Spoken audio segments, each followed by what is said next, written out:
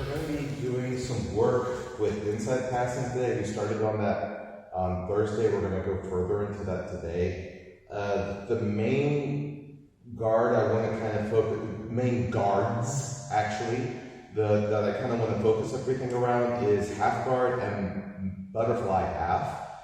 Half guard just because that's kind of the emergency solution everyone has when they don't know what to do. They grab half guard and try to do something from there. So it's sort of the guard you need to be able to pass, and sort of viewing from the perspective of the guy on top position, butterfly half as sort of an upgrade to that position so that you can actually help yourself get further along in the pass. What I want to start with today, and we'll see how far we get after, is just kind of, I want to start with kind of what our main goals are in half guard passing, okay? So, and it really depends on this knee shield, okay? If he's keeping his knee shield fairly low, okay, that's going to make this really easy for me to do smash pass variations, okay? If he's keeping his knee shield fairly high, this makes the smash pass hard, but it's going to make it easier for me to get into a chest on chest, okay? And our job on top is to basically play that dilemma, okay? So the first we're going to start with, he's keeping a high knee shield, okay? And basically looking at how we can get to chest from here, okay? So the first thing we always want to do, and this is what I see everyone do wrong, is everyone wants to just kind of, and you see, I'm not only running into his frames like this, I've got my arms open, he can immediately start grabbing underhooks.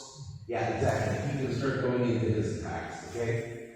So, the very first thing we want to do is control hands. Okay, that is always the very first goal of any kind of passing exercise, is control hands. If I take out his hands, his sweeps are kind of dead. Most of his attacks are kind of dead. He doesn't have anything really strong if I just control his hands, okay? Second is I want to start pressuring in, okay? And with this one specifically, I want to bring this leg over here and sort of block this knee like this, okay? This is going to prevent him from being able to grab a close guard. I'm on my knees right now just so I can explain and I can kind of be nice to Jan.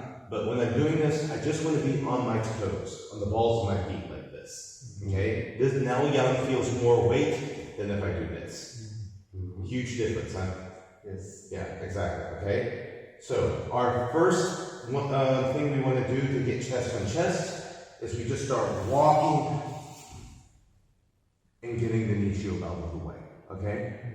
So that's the very first thing I want to do, because that's going to, and I want us to start with this position, okay? I'm going to turn around. Everyone on YouTube gets to look at my butt. Because I see a lot of people, we get the chest on chest and they're like this. Okay? I'm asking Jan to lock me down now. He can easily hit a lockdown from here. Lockdown. Yeah. Yeah, okay? This is what I don't want.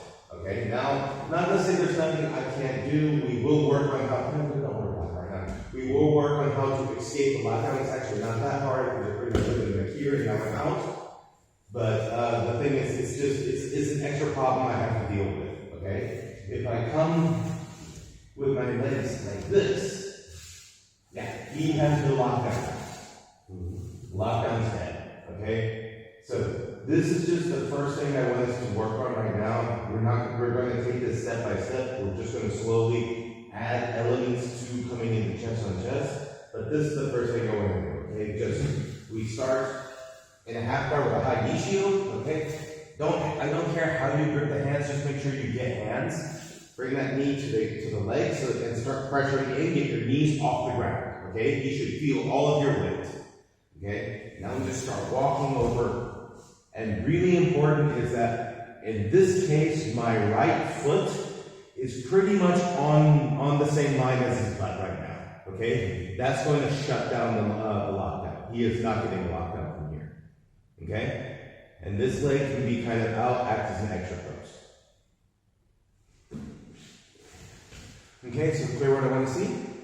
Yes. Okay, so let's just work on that, and then we're going to add an element, and add an element, and and add an element so that we just slowly improve the whole position. Okay? We've got our basic movement, so beating the knee shield. Okay, so come in, way in with this foot, make a nice big step over here, and I come in. And I should land more or less in this position. Okay? So from here, now I need to get upper body control. Okay? Because if I just stay here and just start doing whatever, exactly, or you start framing and putting me back where I was. Yeah, exactly. Now I have to do the whole damn thing over again. Okay? So, I just want to start with a sideways view. Okay, so same idea, we come up here, come up in here, and I used to show chest-to-chest half guard passing where we would take this kind of a cross-faced underhook position. I actually generally don't like this as much anymore nowadays, to be quite frank. Not to say this is necessarily bad, but the problem I find with this right now is he has a free arm when I do this. And I have both of my arms, I need both of my arms for this cross-face underhook. So there's a couple of things he can actually do now. Like if I'm trying to pressure in, he can actually frame with his free hand on my hip and just push me, just push me out. Yeah, just push me on. Yeah, exactly. When we start getting into positions like that, where I start losing my chest to chest, okay? There's also a couple of attacks you can actually do, and it's just generally speaking, again, it's not that it's a bad position, it's just I haven't completely disarmed them, okay? And there's a bit of work I have to do. I don't like going for double underhooks in that situation either, because then I kind of take care of both of my hands. I have to do everything with my feet, exactly. So the option I prefer nowadays is that if I come in here, and I'm on this side, and the knee shield is on, and in this moment, the right side, I always generally try to go for what Joseph Cheng calls a near side underhook, which means on this arm, I'm going to go for the underhook here. And I want my head on the opposite side. The advantage to this is that this gives me a free hand. Okay? Now, if the other tries to frame up my hip with a free hand, I can just control that hand and keep it out of the way. And this makes my job a lot easier now.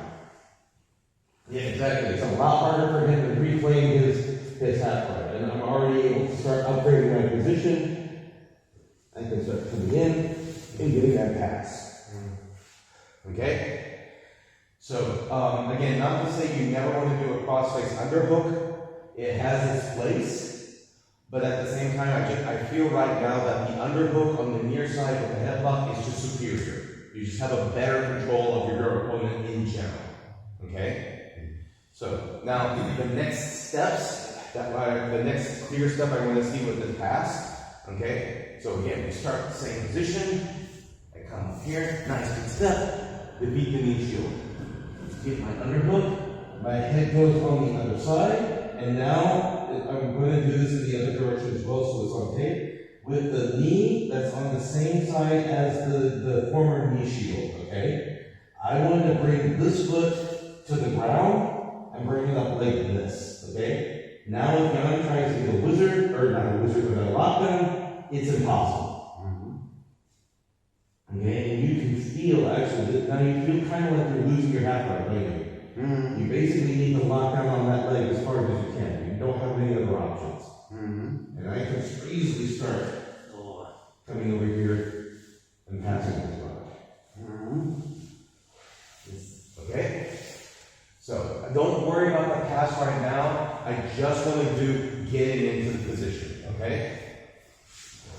So I just want to get into that in position with my foot on the mat. Okay? So I'm in here. Knee over the leg, big step, beat the knee shield, okay? So with this hand, come down, get my underhook, head block, and now this foot comes up here. And now he starts now I can start grabbing and controlling that other hand. So this is, now you feel kind of helpless, don't you? And go ahead and try to do some.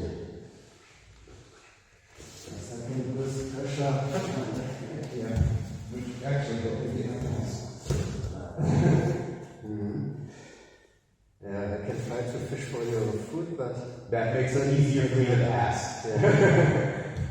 Yeah. Okay? Hear what I want to see? Okay, so now let's just, again, don't worry about the pass right now. Just get into that end position with your knee very high, okay? Your opponent should feel very helpless in that position. One more entry into this kind of position, okay? I actually land this one a lot right now because a common attack, basically sort of a late stage entry into this chest on chest position. A common attack for the guy on bottom is to grab an underhook here and to start trying to wrestle up. Okay, just stop here, okay? And here's where he actually, he's given me half of my position already, okay? Because in order to wrestle up, he's removed his own knee shield, because otherwise he's not going to be able to get height on me. He's put my head on the right side that I want it to be on, and he's opened up this elbow rib connection here, okay? And the good thing is for me is that he can't wrestle up without doing this, okay? If he doesn't do that, I can just toss him back on the ground. He has to go up on that arm in order to get this wrestle up, okay? And basically from here, all I do is I just take my arm, shoot in my own underhook, take a step, go up on this foot, and you need to get out. What are you doing? And I just basically, with this foot, push off and force him back to the ground. And I immediately land in my chest position, and here's where I can start walking my knees over to where I want them to be. Okay? Yeah, so basically you can use one of the most common wrestle-ups from this position as your entry into this chest-on-chest position.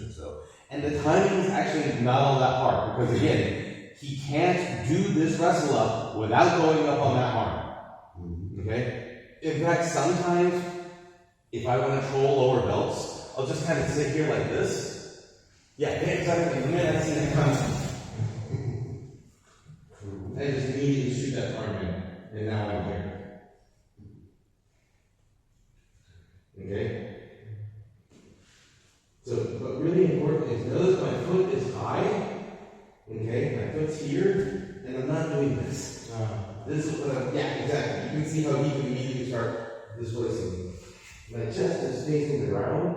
I'm kind of pushing with this foot in this direction to keep his shoulders flat on the mat. Yeah. Okay. So one more entry into that position, and then we'll start with some positional sparring.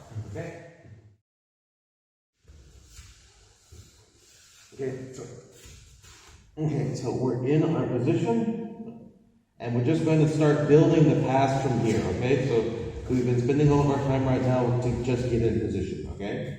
So we're going to start with just assuming we're in this position, and he says, okay, I'm going to just try and hold half guard with all my life. Yeah, okay, so like this. Especially if he tries to hold on to this underhook, this is good for me.